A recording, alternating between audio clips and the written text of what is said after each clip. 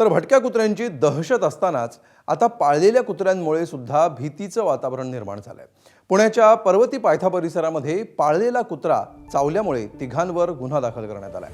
जय भवानी नगर परिसरातील आरोपी कुटुंबाकडे गेल्या 6 वर्षांपासून एक कुत्रा आहे। या कुत्र्यानं आतापर्यंत अनेकांना चावा घेतलाय। 2 जून रोजी सुद्धा या कुत्र्यानं एका व्यक्तीच्या मांडीला चावा घेतला।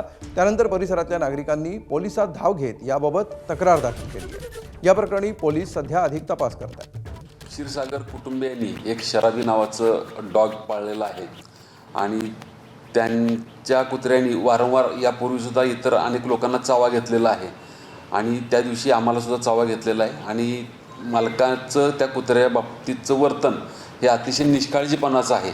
याबाबत पर्वती पोलीस स्टेशनला त्यांनी फिर्याद दिलेली होती।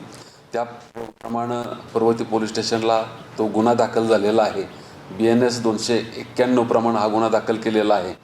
प्राण्यांच्या बाबतीमध्ये निष्काळजीपणाचं वर्तन करणं जो गुन्हा ज्याला 6 महिन्याची आणि दंडाची कारावासाची शिक्षा आहे, अशा प्रकारचा गुन्हा दाखल केलेला आहे।